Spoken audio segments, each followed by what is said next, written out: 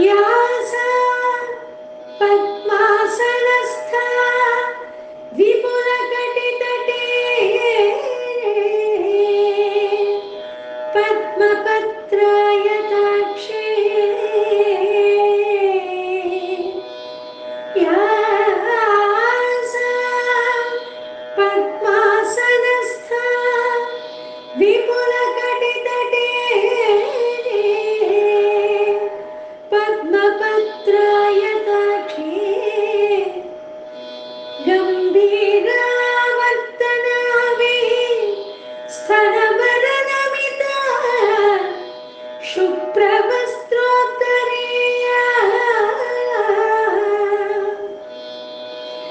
लक्ष्मी दिव्यैः गजेन्द्रैः मणिगणखचितैः स्नापिता हेमकुम्भैः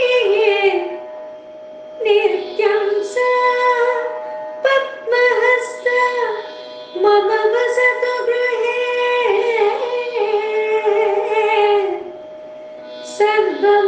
सर्वमङ्गलयुक्ता नित्यं सा पद्महस्ता मम वसतु गृहे सर्वमङ्गलयुक्ता सर्वमङ्गलयुक्ता सर्वमङ्गलयुक्ता सर्वमङ्गलयुक्ता।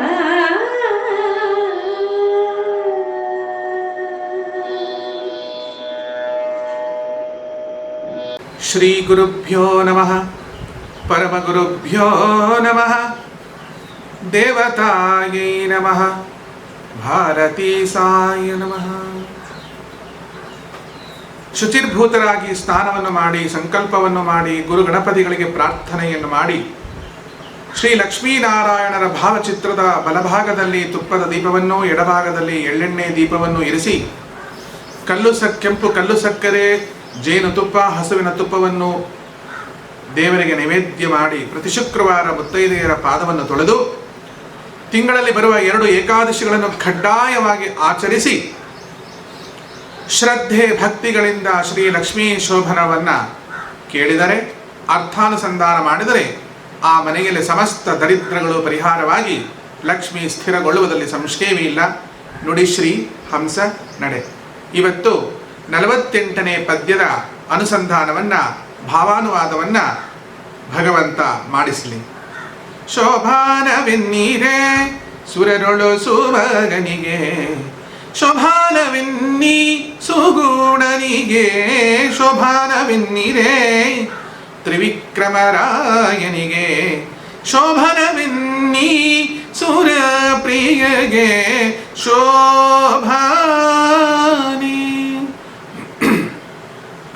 10 ವರ್ಷದ ಕೆಳಗೆ ಮಕ್ಕಳ ಟೀಕೆಯಲ್ಲಿ 10 ವರ್ಷದ ಕೆಳಗೆ ಮಕ್ಕಳ ಟೀಕೆಯಲ್ಲಿ ಚಿತ್ತ ಸ್ತ್ರೀಯರಿಗೆ ಎರಗುವುದೇ ಅರ್ಥಿಗಿಂದರ್ತಿಸಿದ ಗೋಕುಲದ ಕನ್ಯೆಯರ ಅರ್ಥಿಗಿಂದರ್ತಿಸಿದ ಗೋಕುಲದ ಕನ್ಯೆಯರ ಚಿತ್ತ ಸಂಕಲ್ಪದಿ ಸತ್ಯ ಸಂಕಲ್ಪದಿ ಬೆರೆದಿದ್ದ ಶೋಭಾನಿ. 10 ವರ್ಷದ ಕೆಳಗೆ ಮಕ್ಕಳ ಆಟಿಕೆಯಲ್ಲಿ ಚಿತ್ತ ಸ್ತ್ರೀಯರಿಗೆ ಎರಗುವುದೇ ಪ್ರಶ್ನಾರ್ಥಕ ಚಿಹ್ನೆ. ಅರ್ತಿಯಿಂದ ಅರ್ಚಿಸಿದ ಗೋಕುಲದ ಕನ್ಯೆಯರ ಸತ್ಯ ಸಂಕಲ್ಪ ಬೆರೆತಿದ್ದ ಸತ್ಯ ಸಂಕಲ್ಪದಿ ಬೆರೆತಿದ್ದ ಸತ್ಯ ಸಂಕಲ್ಪ ಬೆರೆತಿದ್ದ ಭಗವಂತನ ಗುಣಗಳನ್ನು ಎತ್ತಿ ತೋರಿಸುವುದರಲ್ಲಿ ಶ್ರೀ ಮಹಾಲಕ್ಷ್ಮಿಯಲ್ಲದೆ ಮತ್ಯಾರೂ ಸಾಧ್ಯವಿಲ್ಲ. ಸಾಮಾನ್ಯವಾಗಿ ಅವರ ಗಂಡನ ಬಗ್ಗೆ ಎಷ್ಟೇ ಕೆಟ್ಟವನಿದ್ರೂ ಹೆಂಡತಿಯರು ಬಿಟ್ಕೊಡಲ್ವಂತೆ. ಒಂದು ಪಕ್ಷ ಬಿಟ್ಕೊಟ್ಟಿದ್ದಾರೆ ಅಂದರೆ ಒಂದು ಅವನ ಗಂಡ ಇರಲಿಕ್ಕಿಲ್ಲ, ಇವಳು ಹೆಂಡತಿ ಆಗಿರಲಿಕ್ಕಿಲ್ಲ. ಆದರೆ ಗುಣವೇ ಇಲ್ಲದಿದ್ದಾಗ ಗುಣಗಳು ಎಂದು ತೋರಿಸುವುದರಲ್ಲಿ ಏನು ಸತ್ಯತೆ ಅಡಗಿರುತ್ತೆ ಅನ್ನುವ ಪ್ರಶ್ನೆ ಬುದ್ಧಿಜೀವಿಗಳಿಗೆ ಇದೆ. ಅಂಥ ಬುದ್ಧಿಜೀವಿಗಳು ಅನ್ಸ್ಕೊಂಡವರು ಅವರಿಗೆ ಬುದ್ಧಿ ಇಲ್ಲ ಅನ್ನೋದು ಗೊತ್ತಿಲ್ಲ. ಯಾವುದನ್ನಾದರೂ ನಾವು ಪ್ರಶ್ನೆ ಮಾಡುವಾಗ ಪ್ರಶ್ನೆ ಯಾವುದರ ಮೇಲೆ ಮಾಡ್ತಿದ್ದೇವೆ, ಯಾವ ಸಬ್ಜೆಕ್ಟ್ ಮೇಲೆ ಮಾಡ್ತಾ ಇದ್ದೀವಿ, ಆ ಸಬ್ಜೆಕ್ಟನ್ನು ಸರಿಯಾಗಿ ಕೂಲಂಕುಷವಾಗಿ ಅಧ್ಯಯನ ಮಾಡಿದ್ದೀವ, ಅದು ಅಧ್ಯಯನ ಮಾಡಿದ ಮೇಲೆ ಅದು ಗುರುಮುಖೇನ ಅಧ್ಯಯನವಾಗಿದೆಯಾ, ಆ ಗುರುಗಳು ಪರಂಪರೆಯಿಂದ ಬಂದವರಾಗಿದ್ದಾರ, ಇದೆಲ್ಲ ವಿಚಾರ ಮಾಡಬೇಕಾಗತ್ತೆ. ಯಾಕೆಂದರೆ ಪ್ರತಿ ಜಗತ್ತಲ್ಲಿ ಇವತ್ತು ಗುರುಗಳ ಸಂತೆನೇ ಇದೆ. ಬಹಳ ಗುರುಗಳಿದ್ದಾರೆ, ಲೆಕ್ಕವಿಲ್ಲದಷ್ಟು ಅವಧೂತರಿದ್ದಾರೆ. ಅವಧೂತ ಶಬ್ದದ ಅರ್ಥವೂ ಗೊತ್ತಿಲ್ಲ, ನಾನೊಬ್ಬ ಅವಧೂತ ಅಂತ ನಾನು ಹೇಳ್ಕೊತಾ ಇದ್ದೀನಿ. ಹಾಗೆ ಅವಧೂತ ಅನ್ನೋದು ಬಹಳ ಅದ್ಭುತವಾಗಿರ್ತಕ್ಕಂಥ ವಿಷಯ. ಹೀಗೆ ಗುರುಗಳು ಎನ್ನುವುದು ಏನು, ಅವಧೂತರು ಎನ್ನುವುದು ಏನು, ಯಾರಿಂದ ನಾವು ಒಂದು ವಿಷಯವನ್ನು ತಿಳ್ಕೋಬೇಕಾಗತ್ತೆ, ಅಧ್ಯಯನ ಮಾಡಬೇಕಾಗತ್ತೆ, ಆಮೇಲೆ ಪ್ರಶ್ನೆ ಹುಟ್ಟಬೇಕಾಗತ್ತೆ. ಆದರೆ ಇಲ್ಲಿ ಬುದ್ಧಿಜೀವಿಗೆ ಪ್ರಶ್ನೆ ಹುಟ್ಟಿದೆ. ಒಮ್ಮೊಮ್ಮೆ ನಾವು ನಿಮ್ಮ ಮುಂದೆ ಕೂತ್ಕೊಂಡಾಗ ನೀವು ಹೇಳ್ತಾ ಇದ್ದದ್ದು ಸ್ವಲ್ಪ ಸರಿ ಅನಿಸುತ್ತೆ, ಆಚೆಗೆ ಹೋದ್ಮೇಲೆ ಸಂಶಯ ಪಿಶಾಚಿ ಕಾಡುತ್ತೆ. ಅವ್ರು ಹೇಳಿದ್ದು ಸರಿಯಾಗಿತ್ತ ಅನ್ನುವ ಪ್ರಶ್ನೆ ಮೇಲಿಂದ ಮೇಲೆ ಕಾಡ್ತಾನೆ ಇದೆ. ಯಾಕೆ ಅಂದರೆ ಸಂಶಯ ಅನ್ನೋದು ಪಿಶಾಚಿ ಅಂತ ಯಾಕಂದ್ರು, ಅದಕ್ಕೆ ರೂಪವೇ ಇಲ್ಲ. ಅಂದರೆ ರೂಪ ಇಲ್ಲ ಅಂದರೆ ವಿರೂಪ ಅಂತ ಅರ್ಥ. ವಿರೂಪ ಅಂದ್ರೆ ಏನು, ನಮ್ಮ ಎಲ್ಲ ಅಂಗಾಂಗಗಳಲ್ಲಿ ಅದು ತುಂಬಿ ಹರಿತಾ ಇದೆ, ಅಷ್ಟು ನೆಗೆಟಿವ್ ಫೋರ್ಸ್. ಅಂತಹ ಸಂಶಯ ಪಿಶಾಚಿ ನಮ್ಮಲ್ಲಿ ಬೆರೆತಾಗ ನಾವು ಪ್ರತಿ ಬಾರಿಯೂ ಭಗವಂತನ ಬಗ್ಗೆ ಸಂಶಯದ ಪ್ರಶ್ನೆಯನ್ನು ಮಾಡ್ತಾನೇ ಇದ್ದೇವೆ. ಅದಕ್ಕೆ ಲಕ್ಷ್ಮಿ ಪ್ರತಿ ಸೊಲ್ಲಿನಲ್ಲೂ ಸೊಲ್ಲಿಗೆ ಒಮ್ಮೆ ಸುಳ್ಳನ್ನು ಹೇಳದೆ ಸತ್ಯ ಸಾಕ್ಷಾತ್ಕಾರದ ಭಗವಂತನನ್ನ ಪರಿಚಯ ಮಾಡಿಸುವುದರಲ್ಲಿ ಸಮರ್ಥನಾಗಿ ಕೆಲಸವನ್ನು ಮಾಡ್ತಾ ಇದ್ದಾಳೆ. ಏನು ಪ್ರಶ್ನೆ ಏನು, ಒಂದು ಗಂಡು ಒಂದು ಹೆಣ್ಣು ಸೇರದೆ, ಮನಸ್ಸಿನ ವಿಕಾರವಾಗದೆ, ಮದನನು ಅಂದರೆ ಮನ್ಮಥನು ಅವರಿಗೆ ಬಾಣವನ್ನು ಎಸೆಯದೆ ಅವರಿಬ್ಬರ ಹೃದಯ ಬೆರೆಯೋಲ್ಲ. ಅದಕ್ಕಿಂತ ಮುಂಚೆ ಮನಸ್ಸು ವಿಕಾರ ಆಗಬೇಕು, ದೇಹದಲ್ಲೂ ವಿಕಾರಗಳು ಕಾಣಿಸ್ಬೇಕು, ಆಗ ಗಂಡು ಹೆಣ್ಣು ಬೆರಿಬೇಕು, ಆಗ ವೀರ್ಯಸ್ಖಲನ ಆಗಬೇಕು, ಆ ನಂತರ ಮಕ್ಕಳಾಗಬೇಕು. ಇದು ಆಸೂರ್ಯ ಚಂದ್ರಾರ್ಕ ಪರ್ಯಂತ ನಡ್ಕೊಂಡು ಬಂದಿರೋ ವಿಷಯ. ಇಲ್ಲಿ ಶ್ರೀಕೃಷ್ಣ ಅವನ ಜೀವನದಲ್ಲಿ ಒಂದಲ್ಲ ಎನ್ನುವಂತೆ 16,108 ಸ್ತ್ರೀಯರು, ಅದಕ್ಕಿಂತ ಮುಂಚೆ ಅದೆಷ್ಟು ಹೆಣ್ಣು ಮಕ್ಕಳ ಜೊತೆ ಅವನ ಸರಸ ಸಲ್ಲಾಪ ಮಾಡಿದ್ದಾನೆ, ಸಖತ್ತಾಗಿರ್ತಕ್ಕಂಥ ಕಾಮನ ಆಟವನ್ನು ಆಡಿದ್ದಾನಲ್ಲ. ತುಂಬ ಜನಕ್ಕಿರೋ ಪ್ರಶ್ನೆನೇ ಇದು, ಎಂಥವನನ್ನು ನಾವು ದೇವರಂತ ಪೂಜೆ ಮಾಡ್ತೇವೆ ಅಲ್ರಿ, ನಾವು ಏನಾದರೂ ಒಂದೋ ಇಬ್ಬರು 3 ಜನನೋ ಇಟ್ಕೊಂಡ್ರೆ ನಮ್ಮನ್ನು ಏನೇನೋ ಹೇಳ್ತೀರಾ, ಮತ್ತು ನಿಮ್ಮ ದೇವರನ್ನು ಜಗದ್ಗುರು ಅಂತ ಹೇಳ್ತೀರಲ್ಲ, ಹೇಗೆ ನಾವು ನಂಬಬೇಕು ಎನ್ನುವುದು ಪ್ರತಿವಾದಿಯ ಪ್ರಶ್ನೆ. ಅದಕ್ಕೆ ಉತ್ತರ ಲಕ್ಷ್ಮಿದು ಉತ್ತರೋತ್ತರವಾದ ಉತ್ತರ. ಅವಳು ಹೇಳ್ತಾ ಇದ್ದ 10 ವರ್ಷದ ಕೆಳಗೆ ಮಕ್ಕಳ ಆಟಿಕೆಯಲ್ಲಿ ಚಿತ್ತ ಸ್ತ್ರೀಯರಿಗೆ ಎರಗುವುದೇ.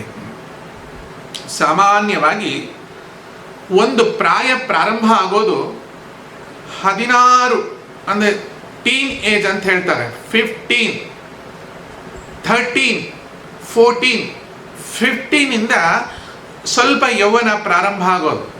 ಈಗ ಹುಟ್ಟಿದ ಮಕ್ಕಳಲ್ಲಿ ಅದಿರುತ್ತೆ, ಅದಕ್ಕೇನು ಮಾಡೋಕ್ಕಾಗಲ್ಲ, ಪ್ರಾರಬ್ಧ, ಅದು ಕಲಿಧರ್ಮ, ಅದನ್ನು ನಾವು ಇಲ್ಲಿ ವಿಚಾರ ಮಾಡೋ ಪ್ರಶ್ನೆ ಇಲ್ಲ. ಆದರೆ ನಿಜವಾಗಿಯೂ 13, 14, 15ಇಂದ ಟೀನ್ ಏಜ್ ಅಂತ, 10th ಮೇಲೆಲ್ಲ ಟೀನ್ತೆ ಅಂತ ಟೀನ್ ಏಜಲ್ಲಿ ಸ್ವಲ್ಪ ಝಲಕ್ ಬರಬಹುದು. ಆದರೆ ನಿಜವಾಗಿಯೂ ಒಂದು ಹೆಣ್ಣನ್ನು ಸರಿಯಾಗಿ ಗಮನವಿಟ್ಟು ನೋಡಿ ಒಂದು ಗಂಡಿಗೆ ವಿಕೃತ ಆಗಬೇಕಾದ್ರೆ ಒಂದು 16 ವರ್ಷ ಅಂತೂ ಖಂಡಿತ ಬೇಕು. 17 ವರ್ಷಕ್ಕೆ 16, 17, 18 ವರ್ಷಕ್ಕೆ ಒಂದು ವ್ಯವಸ್ಥೆ. ಹಾಗಾಗಿ ಕಾಲೇಜ್ ಹುಡುಗರು ಅಂತ ಅವ್ರನ್ನ ಕರೆಯೋದು. ಯಾಕೆ ಕಾಲೇಜ್ ಹುಡುಗರು ಅಂತ ಕರೀತಾರೆ ಅಂದರೆ ಕೊಲೆ ಮಾಡೋ ವಯಸ್ಸು. ಅದಕ್ಕೆ ಕಾಲೇಜ್ಗೆ ಹೋಗಿ ನಮ್ಮ ಮಗ ಕಾಲೇಜ್ಗೆ ಹೋಗಿದ್ದಾನೆ ಅಂತ ಹೇಳ್ತಾನೆ ನೋಡಿ ಅಲ್ವಾ. ಈ ತರಹ ವಿಷಯಗಳಲ್ಲೆಲ್ಲ ಕಾಲೇಜ್ಗೆ ಹೋಗೋದೇ ಅದಕ್ಕೆ ಕೊಲೆ ಮಾಡೋಕ್ಕೆ ಇಂಥ ಓದುಗಳನ್ನು ನಾವು ನಮ್ಮ ಮಕ್ಕಳಿಗೆ ಓದಿಸ್ತಾ ಇದ್ದೀವಿ. ಈ ಲೆಕ್ಕದಲ್ಲಿ ವಾದಿರಾಜ ಶ್ರೀಚರಣರು ಕೃಷ್ಣನ ವಯಸ್ಸು ಎಷ್ಟಿತ್ತು ಆಗ ಹೆಣ್ಣು ಮಕ್ಕಳ ಜೊತೆ ಸರಸ ಆಡಿದಾನೆ ಅಂತ ಇದೆಯಲ್ಲ, ಭಾಗವತವನ್ನು ತೆಗೆದು ನೋಡಿ, ಬರೀ ನೋಡಬೇಡಿ, ಓದಿ ಮನನ ಮಾಡಿಕೊಳ್ಳಿ. ಅಲ್ಲಿ ಎಷ್ಟು ವರ್ಷ, ಅಲ್ಲಿ ಬರೆದಿರೋ ವಯಸ್ಸು ಬಹಳ ಸಣ್ಣದಿದೆ. ವಾದಿರಾಜು ಸ್ವಲ್ಪ ಔದಾರ್ಯವನ್ನು ತೋರಿಸಿದ್ದಾರೆ. ಏನು ಔದಾರ್ಯ ತೋರಿಸಿದ್ದಾರೆ ಅಂತಂದರೆ 10 ವರ್ಷದ ಕೆಳಗೆ ಅಂತ ಹೇಳಿದ್ದಾರೆ. 10 ವರ್ಷ ಅಂದರೆ ಹೆಚ್ಚು ಕಮ್ಮಿ, ಕೆಳಗೆ ಅಂದರೆ 9.25 ವರ್ಷ ಇರ್ಬೋದು, 9 ವರ್ಷ ಇರ್ಬೋದು. 10 ವರ್ಷದ ಕೆಳಗೆ ಅಂದರೆ 8 ಆಗ್ಬೋದು, 7 ಆಗ್ಬೋದು. ಭಾಗವತದಲ್ಲಿ ಶ್ರೀಕೃಷ್ಣನ ವಯಸ್ಸು ಬೆಟ್ಟ ಎತ್ತಿದಾಗ 7 ವರ್ಷ. 7 ವರ್ಷದಲ್ಲಿ 7 ದಿನದಲ್ಲಿ ಇಂದ್ರ ಸುರಿಸಿದ ಕುಂಭದ್ರೋಣ ವೃಷ್ಟಿ ಮಳೆ, ಅಂದರೆ ಜಗತ್ತೇ ಕೊಚ್ಚೋಗುವಂಥ ಮಳೆಯನ್ನು ತಡೆಯಲು ತನ್ನ ಕಿರುಬೆರಳಲ್ಲಿ ಭಗವಂತ ಬೆಟ್ಟವನ್ನು ಎತ್ತಿ ಹಿಡಿದಿದ್ದ 10 ವರ್ಷದ ಕೆಳಗೆ. ಇದು ಯಾಕೆ ಈ ವಿಷಯ ಹೇಳ್ತಾ ಇದ್ದೀನಿ ಅಂದರೆ, ಹರೆಯದ ಹೆಣ್ಮಕ್ಕಳು ಗೋಪಿಯರು ಅವರು ನಗ್ನರಾಗಿ ಜಲಕ್ರೀಡೆ ಜಲವಿಹಾರ ಮಾಡ್ತಾ ಇದ್ದಾರೆ, ಅಂದರೆ ನೀರಲ್ಲಿ ಆಟ ಆಡ್ತಾ ಇದ್ದಾರೆ. ಇಂತಹ ಹದಿಹರೆಯದ ಕೃಷ್ಣ ಅವರನ್ನು ನೋಡಿ ಕಾಮವಿಕಾರಕ್ಕೆ ಒಳಗಾಗಿ ಅವರ ಬಟ್ಟೆಗಳನ್ನೆಲ್ಲ ವಸ್ತ್ರಗಳನ್ನೆಲ್ಲ ಕದ್ದುಕೊಂಡು ಒಂದು ಮರದ ಮೇಲೆ ಇರಿಸಿ, ಸಾಲದ್ದಕ್ಕೆ ತಾನೊಬ್ಬನೇ ಅಲ್ಲ, ತನ್ನ ಗುಂಪು, ಪುಡಾರಿ ಗುಂಪು, ಅಂದರೆ ಕೆಲಸಕ್ಕೆ ಬಾರದಿರ್ತಕ್ಕಂಥ ಪುಡಾರಿಗಳು, ಹುಡುಗರು ಒಂದು ಗುಂಪು, ಅವ್ರನ್ನೆಲ್ಲ ಕಟ್ಕೊಂಡು ಹೋಗಿ ಆ ಹೆಣ್ಣು ಮಕ್ಕಳು ಅಂದರೆ ನಂದ ಗೋಕುಲದ ಗೋಪಿಯರು ಜಲಕ್ರೀಡೆಯನ್ನು ಆಡ್ತಾ ಇದ್ದಾರೆ, ಜಲವಿಹಾರವನ್ನು ಮಾಡ್ತಾ ಇದ್ದಾರೆ, ಅಥವಾ ಇಂಗ್ಲೀಷಲ್ಲಿ ಏನು ಹೇಳಬೇಕು ನನಗೆ ಗೊತ್ತಿಲ್ಲ. ಅದನ್ನು ಅವ್ರು ಹೋಗೋದನ್ನ ಕಣ್ಣಿಟ್ಟು ಅವರನ್ನೇ ಹಿಂಬಾಲಿಸಿ, ಅವ್ರಿಗೆ ಗೊತ್ತಿಲ್ಲದ ಹಾಗೆ ಅವರ ವಸ್ತ್ರಗಳನ್ನೆಲ್ಲ ಕದ್ದು ಮರದ ಮೇಲಿರಿಸಿ ಪಿಳ್ಳಂಗೋವಿ ಓದಿದ್ನಂತೆ. ಕೃಷ್ಣ ಕೊಳಲನ್ನು ಓದಿದ್ದಂತೆ. ಆಗ ಆ ಹೆಣ್ಣು ಮಕ್ಕಳೆಲ್ಲ ನೋಡಿ ನಮ್ಮ ಬಟ್ಟೆನ ವಾಪಸ್ ಕೊಡು ಅಂತ ದಿಕ್ಕೆಟ್ಟು ಅಂಗಲಾಚೆ ಬೇಡ್ತಾ ಇದ್ದಾಗ ಕೃಷ್ಣ ಕೊಡಲಿಲ್ಲ. ಅವನ ಜೊತೆ ಇದ್ದ ಹುಡುಗರೆಲ್ಲ ಆ ಹುಡುಗಿಯರನ್ನ ನೋಡಿ ನಗ್ತಾ ಇದ್ರು. ಎಲ್ಲ ಹೆಣ್ಣು ಮಕ್ಕಳು ಮೇಲೆ ಬಂದು ಎರಡೂ ಕರಗಳನ್ನು ಎತ್ತಿ ಕೈ ಮುಗಿದು ನಮ್ಮ ಬಟ್ಟೆಗಳನ್ನು ಕೊಡು ಅಂದಾಗ ಕೃಷ್ಣ ಅವರ ಸ್ತನಗಳನ್ನು ಮತ್ತು ಅವರ ಸೂಕ್ಷ್ಮ ಅಂದರೆ ಮರ್ಮಸ್ಥಾನಗಳನ್ನು ನೋಡಿ ಸಂತೋಷಪಟ್ಟಂತಹ ವಿಕೃತ ಕಾಮುಕ ಅಂತ ಹೇಳೋರು ಯಾರು? ವಿಕೃತ ಕಾಮಿಗಳೇ ಹೇಳೋರು. ಅವರು ಭಾಗವತವನ್ನು ಸರಿಯಾಗಿ ಎಲ್ಲಿ ಅಧ್ಯಯನ ಮಾಡಿದಾರ್ರಿ? ಭಾಗವತವನ್ನು ಸರಿಯಾಗಿ ಓದಬೇಕಲ್ಲಿ. ಓದಿದಾಗ ಮಾತ್ರ ಈಗ ಇವರೇನು ಹೇಳ್ತಾ ಇರಲ್ಲ, ಈ ಕಥೆ ಸುಳ್ಳು ಅಂತ ಗೊತ್ತಾಗತ್ತೆ. ಅಲ್ಲಿ ಸ್ಪಷ್ಟವಾಗಿ ಒಂದು ಮಾತಿದೆ, ಗೋಕುಲದ ಕನ್ಯೆಯರ ಅಂತ ಬಂದಿದೆ ನೋಡಿ. ಗೋಕುಲದ ಕನ್ಯೆಯರು ಅಂತ. ಕನ್ಯೆ ಅಂದ್ರೇನು? ಏನು ಕನ್ಯೆ ಅಂದ್ರೆ, 8 ವರ್ಷ ಭವೇತ್ ಗೌರಿ 10 ವರ್ಷಾಚ ಕನ್ಯಕಾ ಸಂಪ್ರಾಪ್ತೆ 12 ವರ್ಷೆ ಕುಮಾರಿತ್ಯಭಿಧೀಯತೆ ಅಂತ ಇದೆ ಸ್ಪಷ್ಟವಾಗಿ.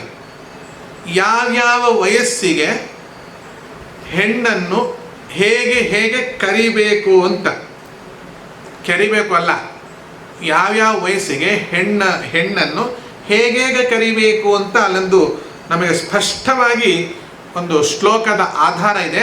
8 ವರ್ಷ ಭವೇತ್ ಗೌರಿ. 8 ವರ್ಷ ಆಗಿದ್ರೆ ಹುಡುಗಿನ ಗೌರಿ ಅಂತ ಕೂಗ್ಬೇಕಂತೆ. ಏ ಗೌರಿ ಪುಟ್ಟಗೌರಿ ಅಂತ ಇರ್ತಾನೆ ನೋಡಿ. ಪುಟ್ಟಗೌರಿ ಅಂದ್ರೆ ಏನು? 8 ವರ್ಷದ ಹುಡುಗಿ ಅಂತಲೇ ಅರ್ಥ. ಪುಟ್ಟಗೌರಿ ಏನವ ಗೌರವ, ಗೌರವ ಅಂದರೆ ಆ ಗೌರವಲ್ಲ, ಗೌರಿ ಅನ್ನೋ ಶಬ್ದಕ್ಕೆ ಅರ್ಥ ಏನು, 8 ವಯಸ್ಸಿರಬೇಕು ಹುಡುಗಿಗೆ, ಅವಳಿಗೆ ಗೌರಿ ಅಂತ ಕರೀತಾರೆ. 10 ವರ್ಷಾಚ ಕನ್ಯಕ, 10 ವರ್ಷಕ್ಕೆ ಹೆಣ್ಣು ಮಗುಗೆ 10 ವರ್ಷ ಅಂದರೆ ಅವಳನ್ನ ಕನ್ನಿಕೆ ಅಂತ ಕರಿಬೇಕಂತ. ಮತ್ತೆ ಲಕ್ಷ್ಮೀ ಶೋಭನದಲ್ಲಿ ಏನು ಶಬ್ದ ಉಪಯೋಗ ಮಾಡಿದ್ದಾರೆ? ಕನ್ಯೆಯರ ಸತ್ಯ ಸಂಕಲ್ಪ ಬೆರೆತಿದ್ದ ಅಂತಿದೆಯಲ್ಲ, ಏನದು? ಅರ್ಥಿಯಿಂದ ಅರ್ಚಿಸಿದ ಗೋಕುಲದ ಕನ್ಯೆಯರ, ಕನ್ಯಾ ಶಬ್ದ ಇರೋದ್ರಿಂದ ಅವರೆಲ್ಲ 10 ವರ್ಷದ ಹುಡುಗಿಯರು ಅಂತ ಇಟ್ಕೋಬೇಕು. ಸಂಪ್ರಾಪ್ತೆ 12 ವರ್ಷೆ, 12 ವರ್ಷ ಸಂಪ್ರಾಪ್ತವಾದಾಗ ಹೆಣ್ಣನ್ನ ಕುಮಾರಿತ್ಯಭಿಧೀಯತೆ, ಕುಮಾರಿ ಅಂತ ಕರಿಬೇಕಂತೆ. ಅಂದ್ರೆ ಅರ್ಥ ಏನು? 8 ವರ್ಷದವಳಿದ್ದಾಗ ಹುಡುಗಿನ ಗೌರಿ ಅಂತ ಕೂಗಬೇಕು, 10 ವರ್ಷದ ಹುಡುಗಿಯನ್ನ ಕನ್ನಿಕೆ ಅಂತ ಕರಿಬೇಕು, 12 ವರ್ಷದ ಹುಡುಗಿಯರನ್ನ ಕುಮಾರಿ ಅಂತ ಕರಿಬೇಕು. ಅಲ್ಲಿ ಸ್ಪಷ್ಟವಾದ ಶ್ಲೋಕ. ಕನ್ನಿಕಾ ಪೂಜೆ ಅಂತಾರೆ ನೋಡಿ. ಕನ್ನಿಕಾ ಪೂಜೆಗೆ 10 ವರ್ಷದ ಹುಡುಗಿಯರನ್ನೇ ಕರಿಬೇಕು. 9 ವರ್ಷ ಆಗ್ಬಿಟ್ರೆ ಬರಲ್ಲ.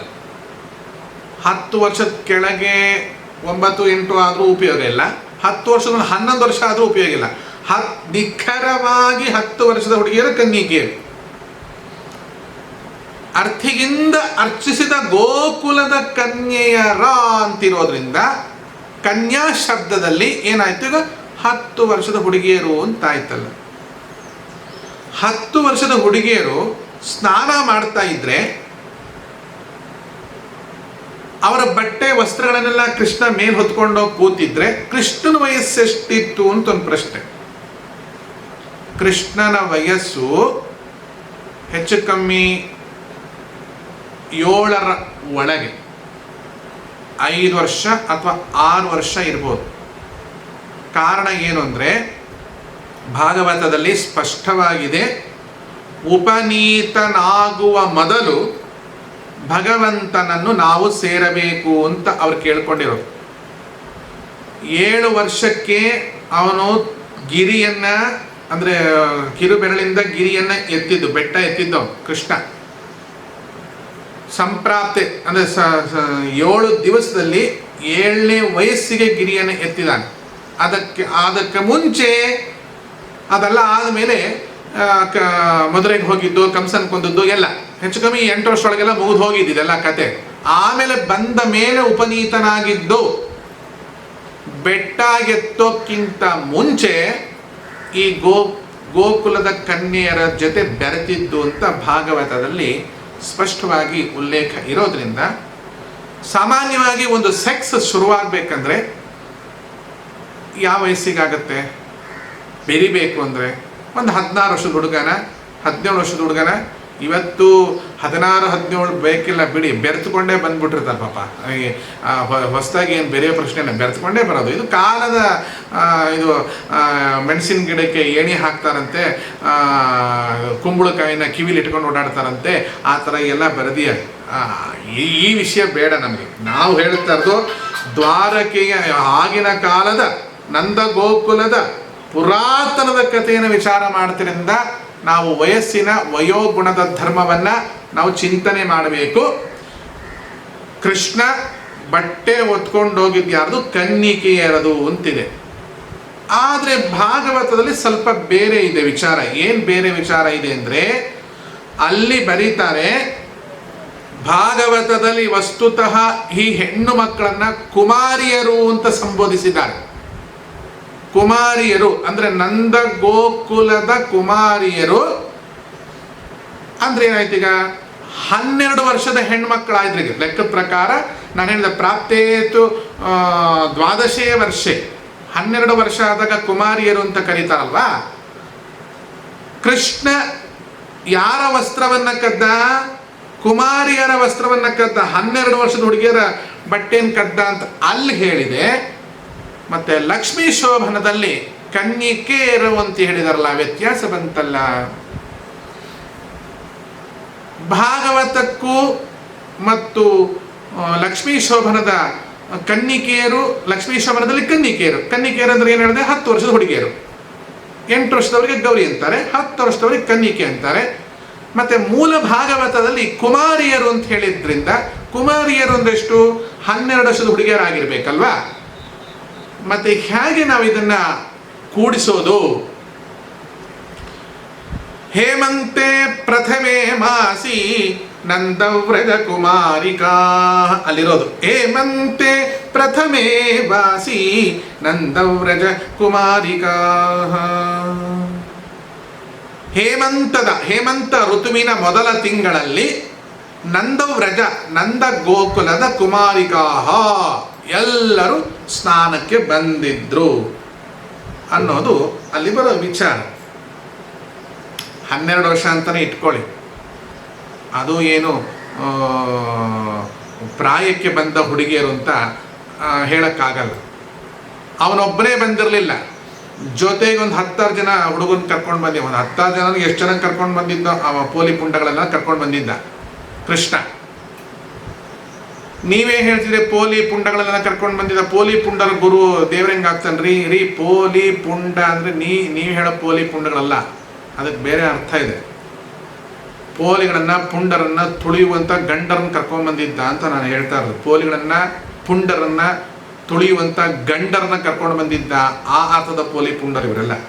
ಪೋಲಿಗಳನ್ನು ಕೊಲ್ಬೇಕಾದ್ರೆ ಪೋಲಿನೇ ಆಗ್ಬೇಕಾಗತ್ತೆ, ಪುಂಡರನ್ನ ಕೊಲ್ಬೇಕಾದ್ರೆ ಜಗತ್ತು ದೊಡ್ಡ ಪುಂಡ ಆಗ್ಬೇಕಾಗತ್ತೆ. ಎಲ್ಲರಂಥವನಲ್ಲ ನನ್ನ ಗಂಡ ಬಲ್ಲಿದನು ಪುಂಡ, ಎಲ್ಲರಂಥವನಲ್ಲ ನನ್ನ ಗಂಡ. ನೋಡಿ, ಸಂತ ಶಿಶುನಾಳ ಶರೀಫರು ತಮ್ಮ ಗುರು ಗೋವಿಂದ ಭಟ್ಟರನ್ನ ಪುಂಡ ಅಂತ ಕರೆದಿದ್ದಾರೆ. ಎಲ್ಲರಂಥವನಲ್ಲ ನನ್ನ ಗಂಡ ಬಲ್ಲಿದನು ಪುಂಡ, ಎಲ್ಲರಂಥವನಲ್ಲ ನನ್ನ ಗಂಡ. ಎಲ್ಲಿ ಹೋಗದಾಂಗ ಮಾಡಿಟ್ಟ ಕಾಲ್ಮುರೆದ ಬಿಟ್ಟ, ಅಂಥ ಪುಂಡ ಜಗತ್ತಿನ ಗಂಡ ಗೋವಿಂದ ನಮ್ಮ ಒಡೆಯ ಶ್ರೀಕೃಷ್ಣ. ನಾನು ಪುಂಡ ಅನ್ನೋ ಶಬ್ದಕ್ಕೆ ಕೆಟ್ಟ ಅರ್ಥ ಅಲ್ಲ ಅಂತ ಹೇಳೋಕ್ಕೋಸ್ಕರ ಇದನ್ನು ಹೇಳಿ. ಕನ್ನಿಕೆ ಎಂದರೆ 10 ವರ್ಷದವಳು, ಸಂಪ್ರಾಪ್ತಿ 12 ವರ್ಷ ಅಂದ್ರೆ 12 ವರ್ಷ ಅಂತಂದ್ರೆ ಕುಮಾರಿಕೆಯರು. ಹೇಮಂತದ ಪ್ರಥಮ ಮಾಸದಲ್ಲಿ ನಂದವ್ರಜ ಕುಮಾರಿಕಾ ಅಂತಿರೋದ್ರಿಂದ ಪ್ರಥಮ ಮಾಸದ ಹೇಮಂತ ಋತುವಿನ ಚಳಿಗಾಲ, ಹೆಚ್ಚು ಕಮ್ಮಿ ನವೆಂಬರ್ ಡಿಸೆಂಬರ್ ಕಾಲ, ಕಾರ್ತೀಕ ಮಾಸದ ಚಳಿಯದು, ಧನುರ್ಮಾಸ ಅಂತ ಬರುತ್ತೆ. ಆ ಚಳಿಯ ಕಾಲದಲ್ಲಿ ಇದು ನಡೆದ ಕಥೆ. ಈಗ ಹೇಗೆ ನಾವಿದನ್ನು ಸಮನ್ವಯ ಮಾಡಬೇಕೀಗ? ಭಾಗವತದಲ್ಲಿ ಇಲ್ಲದ ವಿಷಯವನ್ನ ವಾದಿರಾಜರು ಯಾಕೆ ಲಕ್ಷ್ಮೀ ಶೋಭನದಲ್ಲಿ ಹೇಳಿದ್ದಾರೆ? ಮೂಲ ಭಾಗವತದಲ್ಲಿ ಹೇಳಿದ ಮಾತು ಬೇರೆ, ಲಕ್ಷ್ಮೀ ಶೋಭನದಲ್ಲಿ ಬಂದ ಮಾತು ಬೇರೆ. ಆದರೆ ನಾವು ಹೇಗೆ ನಂಬಬೇಕು? ವಾದಿರಾಜರನ್ನು ಹೇಗೆ ನಂಬಬೇಕು? ಇಲ್ಲ ಅವ್ರನ್ನ ನಂಬಬೇಕಾ, ಇಲ್ಲ ಭಾಗವತವನ್ನು ನಂಬಬೇಕಾ? ನಂದವ್ರಜ ಕುಮಾರಿಕಾ, ಕುಮಾರಿಕೆಯರು ಅಂದ್ರೇನು? 12 ವರ್ಷದವರು ಅಂತ. ಹೆಚ್ಚು ಕಮ್ಮಿ ಇಲ್ಲ, 12 ವರ್ಷದವರೇ ಕುಮಾರಿಕೆಯರು ಅಂದ್ರೆ. ಎಲ್ಲರಿಗೂ 12 ವರ್ಷ ಇರ್ತೇನ್ರಿ. ಒಂದು 108 ಹುಡುಗಿಯರು ಬೇಡ, ಒಂದು 60 ಹುಡುಗಿಯರು ಬೇಡ, ಒಂದು 20 ಹುಡುಗಿಯರು ಬೇಡ. ಅಂದರೆ 108 ಬೇಡ, 60 ಬೇಡ, 20 ಬೇಡ, ಅಷ್ಟೊಂದು ಜನ ಹುಡುಗಿಯರು ಬೇಡ ಅಂತ ಇದ್ರ ಅರ್ಥ. ಒಳಗಿನ ಲೆಕ್ಕದಲ್ಲಿ ಬೇಡ ಅಷ್ಟೊಂದು ಬೇಡ. ಯಾಕಂದ್ರೆ ಅಷ್ಟೊಂದು ಸಾಮರ್ಥ್ಯ ನಮಗೂ ನಿಮಗೂ ಇಲ್ಲ, ಬಿಡಿ, ಆ ವಿಚಾರ ಬೇಡ.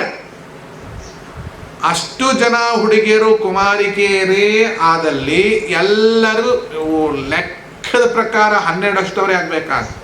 ಒಂದಿಷ್ಟು ಜನ ಹುಡುಗಿಯರ ಸ್ನಾನಕ್ಕೆ ಹೋಗಿದ್ದಾರೆ ಅಂದರೆ 12 ವರ್ಷದವರೇ ಒಟ್ಟಿಗೆ ಎಲ್ಲ ಸೇರ್ಕೊಂಡು ಹೋಗಲ್ಲ.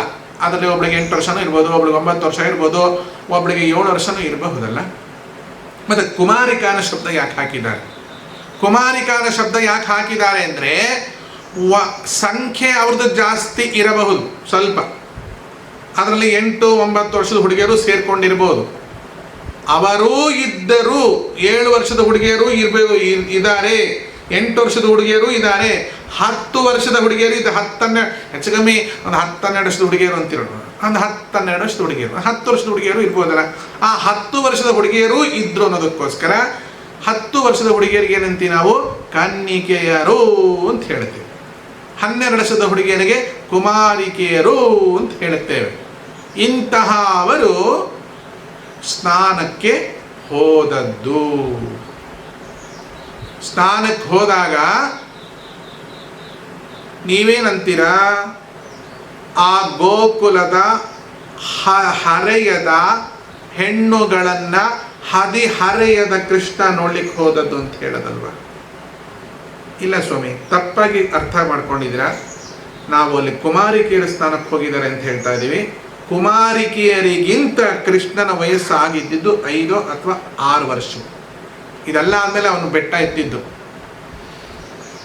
ಆದ್ರಿಂದ ಅವನು ಹೋಗಬೇಕಾದ್ರೆ ಒಂದಿಷ್ಟು ಜನ ತನ್ನ ಫ್ರೆಂಡ್ಸ್ನೆಲ್ಲ ಒಟ್ಟಿಗೆ ಕರ್ಕೊಂಡೋಗಿದ್ದ ಅಂತ ಹೇಳಿದಿನ.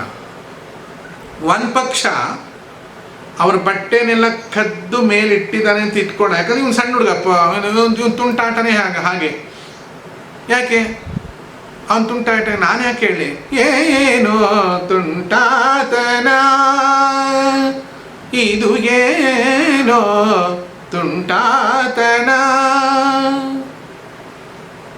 ಏನೋ ತುಂಟಾತನ, ಇದು ಏನೋ ತುಂಟಾತನ. ಭಾವ ಮುರಳಿಯ ಭಜಿಸುವ ಗೋಪಿಕೆಯರೆಲ್ಲ ನಿನ್ನೆ ಹುಡುಕಿಕೊಂಡು ಬರೋದು ಏನೋ ತುಂಟಾತನ. ಇಂತಹ ತುಂಟತನ ಇರುವ ತುಂಟ ಕೃಷ್ಣ, ಏನೋ ತುಂಟ ಶಿವ ಅಂತ ಹೇಳಲ್ಲ, ಏನೋ ಕುಂಟ ಶಿವ ಅಂತ ಹೇಳ್ಬೋದು ಅಷ್ಟೇ. ಏನೋ ತುಂಟ ಶಿವ ಅಂದ್ರೆ ಏನೋ ತುಂಟ ಬ್ರಹ್ಮ ಅಂತ ಹೇಳ್ತಾರೆ. ಯಾರಾದ್ರೂ ಕೇಳಿದೆ, ಎಂಥ ತುಂಟ ಬ್ರಹ್ಮ ಇವನು, ಎಂಥ ತುಂಟ ಶಿವ ಇವನು, ಎಂಥ ತುಂಟ ಆಂಜನೇಯ ಇವನು ಅಂದ್ರೆ ನೀವು ಆಂಜನೇಯ ಆಗ್ಬಿಡ್ತೀರ ಅಷ್ಟೇ. ಜಗತ್ತಲ್ಲಿ ಯಾರ್ಯಾರು ತುಂಟತನ ಮಾಡ್ತಿದ್ರೋ ಅವರಿಗೆಲ್ಲ ಏನೋ ತುಂಟ ಕೃಷ್ಣ ಅಂತ ನೋಡಿ. ಕೃಷ್ಣನ ಶಬ್ದ ತುಂಟ ಬಹು ಆತ್ಮಾತ್ಮೀಯ ಅನುಬಂಧದ ಶಬ್ದಗಳು. ಈ ಲೆಕ್ಕದಲ್ಲಿ ಅವನು ಆ ತುಂಟ ಹುಡುಗರನ್ನೆಲ್ಲ ಗುಂಪು ಕಟ್ಕೊಂಡು ಹೋಗಿ, ಅವನಂತೂ ಸಣ್ಣ ಹುಡುಗ ಬಿಡಿ, ಅವ್ರ ವಸ್ತ್ರಗಳನ್ನೆಲ್ಲ ಕದ್ದು ಮೇಲಿಟ್ಕೊಂಡ. ನೀವು ಹೇಳೋ ಪ್ರಕಾರ ಈ ಹೆಣ್ಮಕ್ಳು ಹದಿಹರೆಯದ ಅಂದರೆ 18, 19, 20 ವರ್ಷದ ಹುಡುಗಿಯರು ಅಥವಾ ಅದಕ್ಕಿಂತ ಹೆಚ್ಚಿನ ವಯಸ್ಸಿನ ಹೆಣ್ಮಕ್ಳು ಎಲ್ಲ ಸ್ನಾನಕ್ಕೆ ಹೋಗಿದ್ರೆ, ಒಂದು ಪಕ್ಷ ಬಟ್ಟೆ ಕದ್ಕೊಂಡೋಗಿ ಇವ್ರು ಮರದ ಮೇಲೆ ಕೂತಿದ್ರೆ, ಸಾಯೋ ತನಕ ಅವ್ರು ನೀರಲ್ಲೇ ಇರ್ತಿದ್ರೆ ವಿನಃ ಖಂಡಿತ ಮೇಲೆ ಬರ್ತಿರ್ಲಿಲ್ಲ. ತೀರಾ ಅಷ್ಟೊಂದು ಮರ್ಯಾದೆ ಯಾರೂ ಕೆಡಲ್ಲ.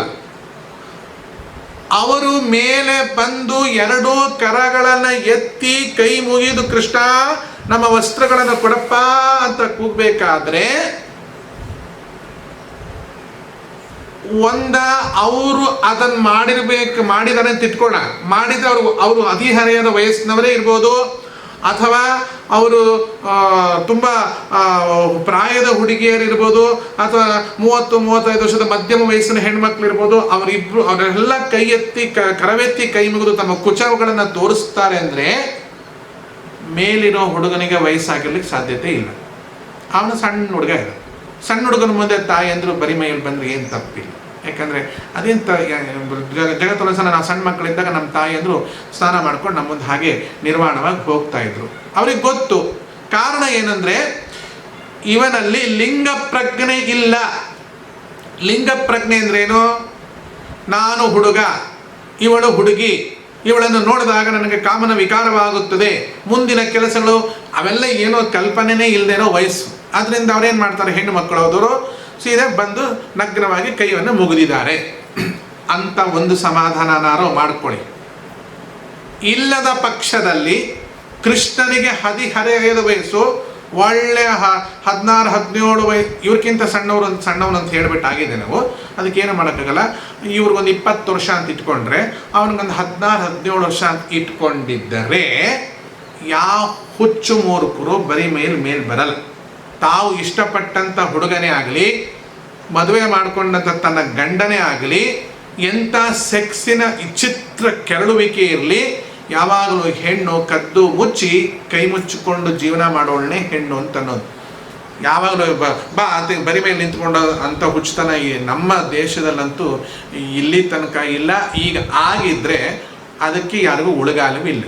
ನಿಜವಾಗಿಯೂ ಹೆಣ್ಣಾದವಳು ತನ್ನ ಗಂಡನ ಮುಂದೆಯೂ ನಿರ್ವಾಣವಾಗಿ ಬೆಳಕಿನಲ್ಲಿ ನಿಲ್ಲಲಾರಳು.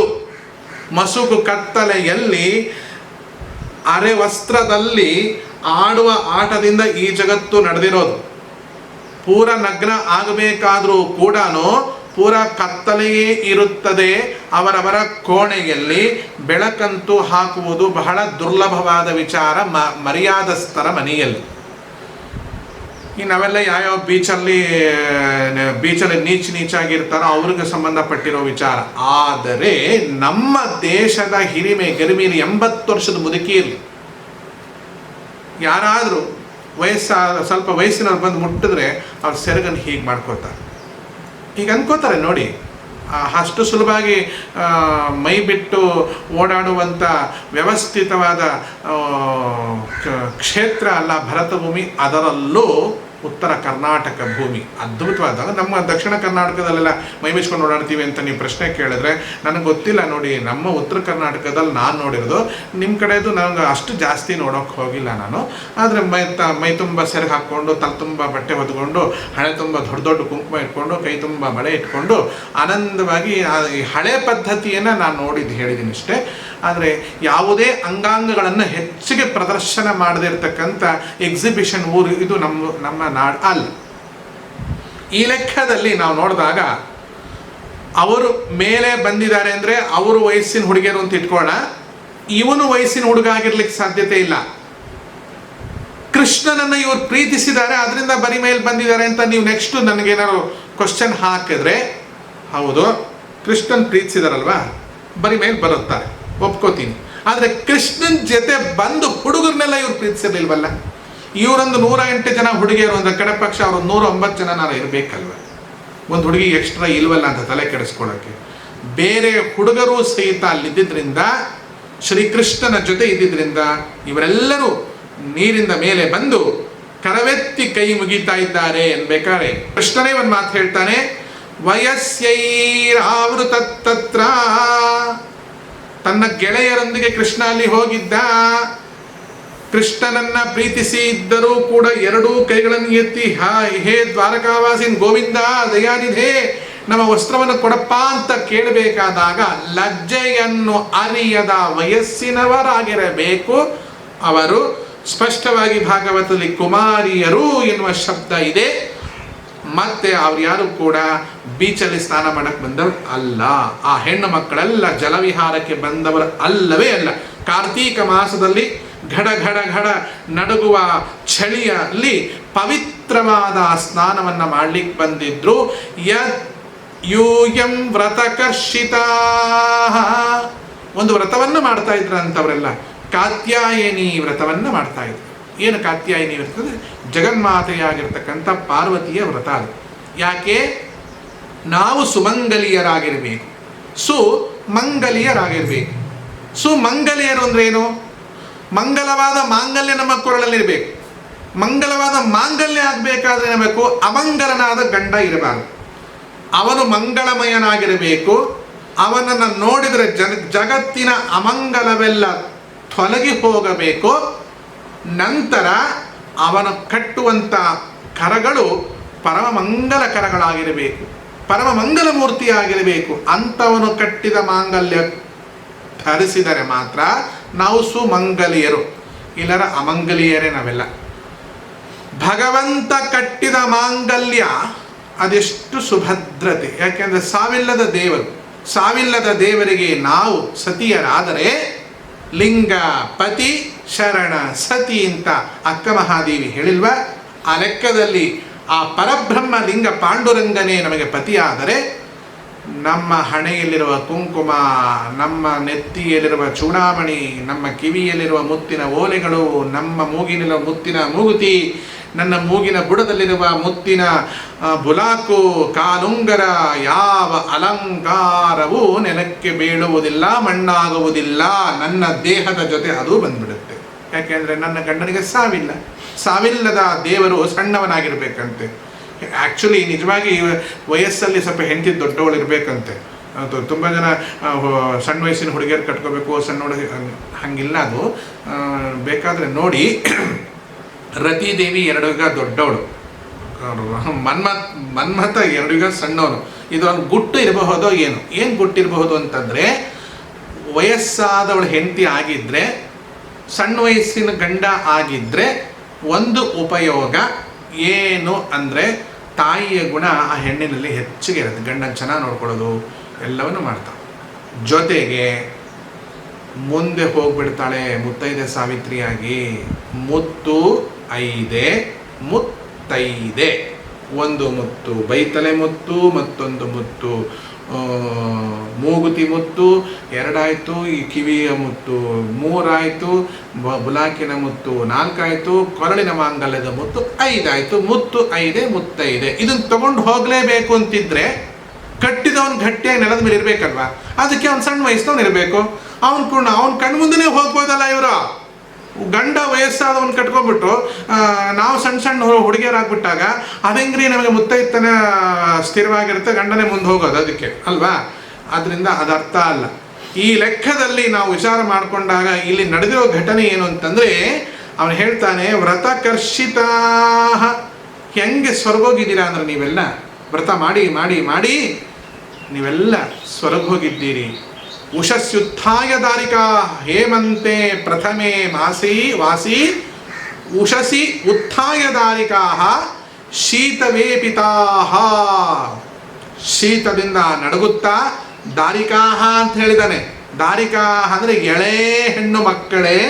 ಎಳೆಯ ಹೆಣ್ಣು ಮಕ್ಕಳೇ ಪುಟ್ಟ ಪುಟ್ಟ ಕನ್ನಿಕೆಯರು ಮತ್ತು ಕುಮಾರಿಯರೇ, ನೀವೆಲ್ಲ ವ್ರತ ಮಾಡ್ತಾ ಇದ್ದೀರಲ್ಲ. ಏನು ವ್ರತ ಅದು? ಕಾತ್ಯಾಯಿನಿ ವ್ರತ. ದೇವರನ್ನೇ ಗಂಡನನ್ನಾಗಿ ಸ್ವೀಕರಿಸುತ್ತ. ಆದ್ರಿಂದ ಕೃಷ್ಣನು ವಯಸ್ಸಿಗೆ ಬಂದ ಹುಡುಗ ಅಲ್ಲ, ಅವನು 7 ವರ್ಷದ ಮಗು. ಅಲ್ಲಿ ಸ್ಪಷ್ಟವಾಗಿದೆ, ಕ್ವ ಸಪ್ತಹಾಯನೋ ಬಾಲಃ ಕ್ವ ಸಪ್ತಹಾಯನೋ ಬಾಲಃ ಕ್ವ ಮಹಾದ್ರಿ ವಿಧಾರಣಂ. ಅವ್ರು ಹೇಳ್ತಾರೆ ಎಲ್ಲ ನಂದಗೋಪಾಲಕರೆಲ್ಲ 7 ದಿನ ಮಳೆ ಸುರಿತಾ ಇದೆ, ಅಖಂಡವಾಗಿ ಕುಂಭದ್ರೋಣ ಮಳೆ, ಎಲ್ಲರನ್ನೂ ರಕ್ಷಣೆ ಮಾಡಿದ್ದಾನೆ ಭಗವಂತ. ಕಿರು ಬೆರಳಿನಲ್ಲಿ ಭೂಮಿ ಗೂಳಿಯೊಡನೆ ಗುದ್ದಾಡಿ ಗೆಳೆದು ನಿನ್ನ ಮಾವ ಕಂಸನ ಶಿರವ ತೆರೆಯುವುದಿದು ಏನೋ ತುಂಟಾತನ.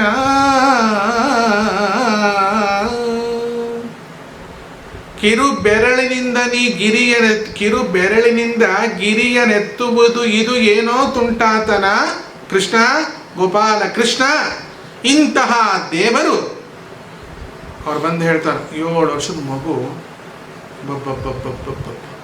ಕ್ವ ಸಪ್ತಹಾಯನೋ ಬಾಲಃ, 7 ವರ್ಷದ ಮಗು, ಕ್ವ ಮಹಾದ್ರಿ ಕಣಂ, ಎಲ್ಲಿ ಗೋವರ್ಧನಗಿರಿ, ಎಲ್ಲಿ 7 ವರ್ಷದ ಮಗು, ಕಿರು ಬೆರಳಿನಿಂದ ಗಿರಿಯನ್ನೆತ್ತುವುದಿದು ಏನೋ ತುಂಟಾತನ.